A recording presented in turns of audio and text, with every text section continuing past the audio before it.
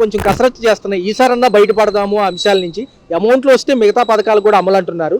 దాంతోపాటు పేదరిక నిర్మూలన పథకం ఈ P4 అనేది ఎలా అనిపిస్తుంది? ఈ అనేది బాగానే ఉంటుందండి. పేదలకి చేసేది కాబట్టి బాగానే ఉంటుంది. అదేంటంటే డబ్బులే కాబట్టి నిదానం చేస్తారు కాబట్టి చూద్దాం. గతంలో కొన్ని వెసులుబాట్లు లేకపోవడం వల్ల కొంచెం ఇబ్బందులు ఉన్నాయి అంటున్నారు. తత్తుపతి చేస్తామంటున్నారు. ఖజానా ఖాళీ అయిపోయింది కదండి, ఏం లేదు ఖజానాలో. ఆయన ఎక్కడి నుంచి చేస్తారు? ఆయన సొంతంగా ప్రింటింగ్ కుదరట్లేదు. ఎవరు కూడా నిదానంగా సంపద సృష్టించి పేదలకి పంచి పెడతా ఉంటారు. చూద్దాం. నిన్న మహామహీలు హేమాహేమీలు వచ్చారు సార్ సభకి.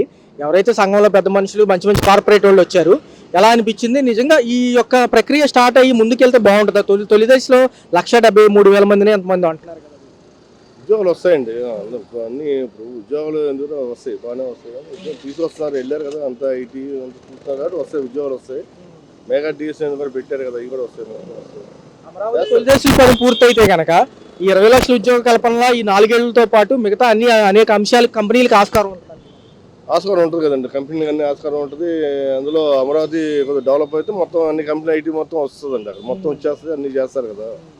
ఐటీ కంపెనీలు అవన్నీ ఈయన పారిశ్రామికవేత్తలు కానీ వాళ్ళు కానీ వీళ్ళు కానీ రావడం, పెట్టుబడి పెడతాం కానీ అన్నీ వస్తాయి, అక్కడికి వస్తాయి. అలా ఉంది సార్. పవన్ కళ్యాణ్ గారు ఏమంటున్నారంటే విజన్ 2047 ఏదైతే ఉందో వికసిత భారత్తో పాటు మన స్వర్ణాంధ్రప్రదేశ్ కూడా బాగా ముందుకెళ్లాలంటున్నారు. వెళ్తండి ముందు 2040 కన్నా ముందు చూసుకుంటే అవుతుంది. చేసుకుంటూ వెళ్తున్నారు కానీ నిదానం చేసుకుంటూ వెళ్తున్నారు. చూద్దాం. పవన్ కళ్యాణ్ ఇద్దరు బాగానే ఉంది, పరిపాలన బాగానే ఉంది. చూద్దాం, పరిపాలన చేస్తున్నారు, చేస్తున్నారు. చూద్దాం. వెయిట్ చేయొచ్చు అంటే కొంతమంది వెయిట్ చేస్తారు, వెయిట్ చేసిన వాళ్ళు ఉంటారు, వెయిట్ చేయని వాళ్ళు ఉంటారు. కానీ అవసరమైన వాళ్ళకి అందుబాటులో ఉంటే వెయిటింగ్ అంటే బాగోదు. సంవత్సరం అవుతుంది. అవసరమైన వాళ్ళకి త్వరగా అందుబాటులోకి రావాలని కోరుకుంటున్నాను. అయితే ఏంటంటే నిన్న కొత్త పథకం పెట్టారు, పేదరిక నిర్మూలన పథకం. మొదట్లో మహిళలకు ఉచిత బస్సు అన్నారు ఉగాది నుంచి, కానీ అది కొంచెం ఆపి ఇది పెట్టారనమాట. సమాజంలో ఉన్న ధనికులు వచ్చి పేదవాళ్ళని దత్త తీసుకునేటట్టు, వాళ్ళకున్న సమస్యలను తీర్చేటట్టు ఎలా అనిపిస్తుంది? ఎందుకంటే 29 లక్షల మందిని ఈ పేదరిక నిర్మూలన దీంట్లో నుంచి బయటపడేయాలని 4 ఏళ్లలో చేస్తామంటున్నారు.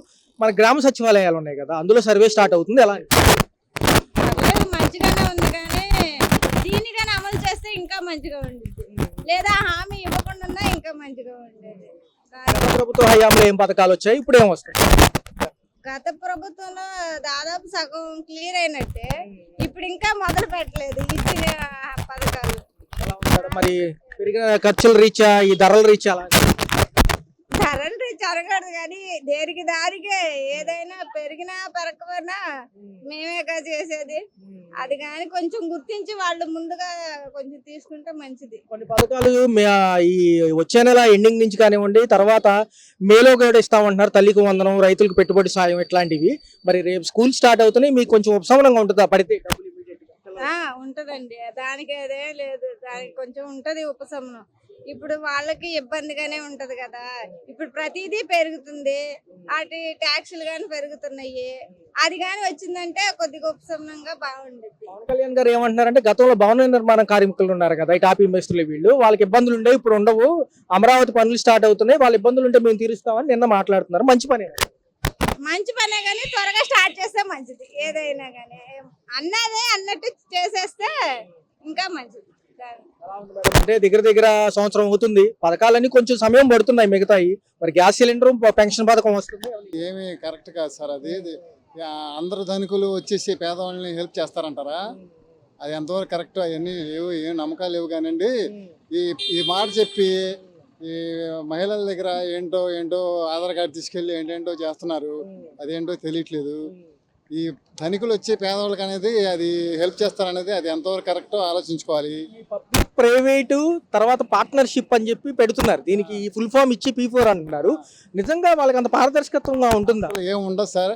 ఎప్పుడు గుర్తుపెట్టుకోండి, ధనికుడు అనేవాడు పేదవాడికి సహాయం చేయడం అనేది సృష్టిలో జరగలేదు.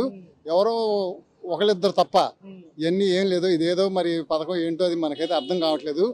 వచ్చిన కొన్ని పథకాలు ఇస్తే సరిపోయిద్ది.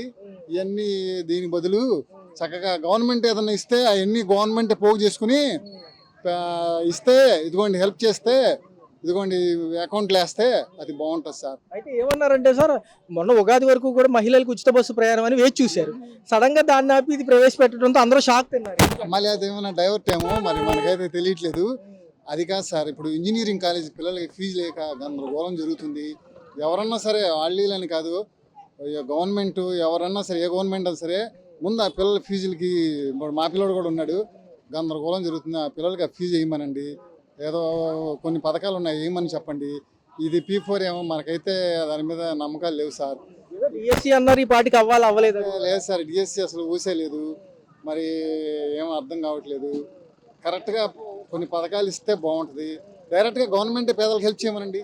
దీనికి బదులు ఇవన్నీ మన అయితే పేదలకి అర్థం కాదు. అదే కళ్యాణ్ గారు నిన్న ఇదే అంశం మీద మాట్లాడుతూ గతంలో భవన నిర్మాణ కార్మికుల అంశాన్ని తీసుకొచ్చారు. వాళ్ళు అప్పుడు ఇబ్బంది పడ్డారు, ఇప్పుడు ఇబ్బందులు ఉండవంటున్నారు. ఒక పక్క కన్స్ట్రక్షన్స్ ఏం స్టార్ట్ అయినట్టు కూడా కనపడలేదు. ఏం లేదు సార్, దానికి అంటే ఏమీ లేదు. అవన్నీ ఇదివరకు ఎలా ఉందో, ఎక్కడ వేసిన గొంగళి అలాగే ఉంది. ఇదివరకు ఎలా ఉందో మరి ఇప్పుడు ఏదో డెవలప్మెంట్ అయిపోయింది ఏదో అంటున్నారు కానండి, ఇప్పుడైతే మాకేమీ పెద్దగా అనిపించట్లేదు. వాళ్ళు ఇబ్బందులు పడుతున్నారు భవన కార్మికులు. రియల్ ఎస్టేట్ అనేది ఏదో మారితే డెవలప్ అయిపోద్ది అనుకున్నారు. రియల్ ఎస్టేట్ కూడా ఏమీ లేదని రియల్ ఎస్టేట్ ఫ్రెండ్స్ కూడా చెప్తున్నారు. ఏమీ లేదు అక్కడ. పరిస్థితి అయితే ఇదిగానే ఉంది. గవర్నమెంట్ ఏదైనా స్టెప్స్ తీసుకుని గవర్నమెంట్ డైరెక్ట్ బెనిఫిట్ చేస్తే అదే బెస్ట్ సార్. ధనికులతో పేదవికుల్ని మమేకం చేసి గవర్నమెంట్ మధ్యలో ఉండి పీపుల్స్ పబ్లిక్ ప్రైవేట్ పార్ట్నర్షిప్లో వాళ్ళని డెవలప్ చేయడం విధానంగా తీసుకుంటుంది. తొలి దశలో 1.73 లక్షలు అంటున్నారు, తర్వాత 29 లక్షలు అంటున్నారు. సార్ వచ్చే 4 ఏళ్లలో ఎలా ఉంటుంది?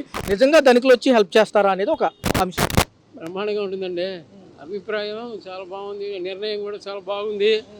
ఇంకా దానికి ఏమీ లేదు. విమర్శించే వాళ్ళు ఎప్పుడూ విమర్శిస్తూనే ఉంటారు. మంచి చేసినా చెడు చేసినా ఆ యొక్క సూచనలు కానీ అభిప్రాయాలు కానీ బాగున్నాయి నా అభిప్రాయం. అయ్యా నిన్న సభలో మాట్లాడుతూ ఏమన్నారంటే, గతంలో భవన నిర్మాణ కార్మికుల్ని ఇబ్బంది పెట్టింది గత ప్రభుత్వం, ఈసారి వాళ్ళ సమస్యలు తెలుసుకుని వాళ్ళ కోసం పోరాడతామని డిప్యూటీ సీఎం పవన్ కళ్యాణ్ గారు మాట్లాడారు. ఇది చాలా మంచిదండి. నిజం, వాస్తవంగా అది నిజమేంతో వాళ్ళు అనుభవించిన వాళ్ళకి తెలుస్తుంది. ఏమంటే ఇంకోటి, ఇప్పుడు వాళ్ళు చేస్తే మంచిదే కానీ అందరికీ ఆమోదకం, వాళ్ళు కూడా శుభ్రంగా ఉంటారు. కాకపోతే ఏంటంటే అందరూ సంతోషంగా ఉండటం కావాలి. వాళ్ళ యొక్క అభిప్రాయాలు కానీ వాళ్ళ సూచనలు కానీ, ఇంకోటి ఏంటంటే వాళ్ళ నిర్ణయాలు కూడా చాలా గొప్పవని. మన రాజకీయ నాయకులు ఎవరున్నా మనందరికీ మంచి జరిగితే అందరం సంతోషించదగ్గ విషయం. అయితే ఏమన్నారంటే, సార్ గత నాయకులు కంపెనీలు పెట్టడానికి వచ్చిన వాళ్ళకి మాకెంత అని అడిగేవాళ్ళు, కానీ మేము ఇప్పుడు ఎవరైతే వస్తున్నారో పేదలకు ఏం చేస్తారని మేము అడుగుతున్నామని పవన్ కళ్యాణ్ గారు అంటున్నారు. అలా ఇవన్నీ సహజంగా ఏమండి, మామూలు వస్తుంటాయి. మంచి చేసేవాడికి ఏది అడ్డు రాదండి. మంచి చేసేవాడికి ఏది అడ్డు రాదు. అది చేసుకుంటూ వెళ్ళిపోతారు. ఇప్పుడు ఒకళ్ళు ముందుకెళ్తుంటే ఒకళ్ళు వెనకలాగే ఉంటారు. ఆ అభిప్రాయం ఉంటే అండి ఎవరైనా శుభ్రంగా వస్తారు, శుభ్రంగా చేసుకోవడానికి అవకాశం. విజనరీ లీడర్ 2047కు ఒక విజన్ ఉంది బాబు గారికి. ఆయనతో పరంగా నడవడం చాలా అదృష్టకరమని పవన్ కళ్యాణ్ గారు అంటున్నారు. ఎలా వాస్తవాలు అది మాత్రం సంతోషం. అది మాత్రం చెప్పుకోదగ్గ విషయం. ఎందుకంటే ఇదే మనం అనుకున్నదే.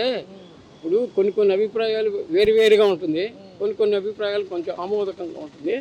ఇది వాళ్ళకి మంచి పేరు వచ్చినా రాకపోయినా జనానికి ఇబ్బంది లేకుండా కొన్ని అభిప్రాయాలు అవి తీసుకుంటే ప్రభుత్వం, ఏ ప్రభుత్వం అయినా వస్తే మన అందరికండి మంచి పనులు చేసుకెళ్తే చిరకాలం వాళ్ళు ఉంటారండి. లేకపోతే మన జరిగింది ఏం జరిగింది చూడండి, ఎవరు ఊహించలేదు. అట్లాగే ఈ జన దృష్టి ఆకర్షింపబడితే ఏ నాయకుడైనా ఇక్కడ పాలించగలడు, ఉండగలడు. అది తదుపరి ఎలా ఉంటుంది సార్? 4 ఏళ్ళు అమరావతి తొలి దశలు పనులు పూర్తయితే కంపెనీలతో పాటు ఉద్యోగ కల్పనకు ఆస్కారం ఎక్కువ ఉంటుంది అంటున్నారు. ఈసారి చూడొచ్చు అంటారు అభివృద్ధి చూడాలి. వాళ్ళ దాన్ని బట్టి ఉంటుందండి. ఇప్పుడు మొన్న ఆయన ఏమనుకున్నారు, మనం ఒకటి అనుకుంటే ఒకటి జరిగింది. ఈసారి అయినా లేట్ చేయకుండా ఇది కనుక నిలబెట్టుకుంటే బాబు చిరస్థాయిగా నిలబెడతాడండి. ఏమాత్రం ఆలస్యం చేసినా జనంలో ఇప్పుడు ఆయన మీద ఒక మంచి నమ్మకం, గురి ఏర్పడింది. ఎందుకు ఏర్పడిందంటే లీడర్స్ అందరూ ఉన్నారు, ఈయన చేస్తారనే నమ్మకం. అందుకని ఈసారి ఆయన గొప్ప మెజారిటీతో వచ్చారు. చేస్తే ఇంకా వస్తారు. రాజకీయ నాయకులు 5 ఏళ్ళ భవిష్యత్తు ఏంటని ఆలోచిస్తారు, కానీ విజన్ ఉన్న నాయకులు మటుకు భావితరం భవిష్యత్తు కోసం ఆలోచిస్తారు అంటున్నారు. ఇది వాస్తవం అండి, ఇది సత్యం 100%. ఇది మాత్రం కరెక్ట్. ఇప్పుడు అందరూ ఆమోదిస్తున్నారండి. ఆయన మీద మంచి ఆశలు పెట్టుకున్నారు, బాగా డెవలప్ చేశారనుకోండి, మనం అందరం కూడా బ్రహ్మాండంగా ఉంటుందండి. అది తొందరగా ఈ మొన్నట్లాగా పెండింగ్ పెట్టకుండా ఆ యొక్క రాజధాని పనులు కానీ అవి కానీ ఏర్పాటు చేస్తే చాలా బాగుంటుందని నా అభిప్రాయం.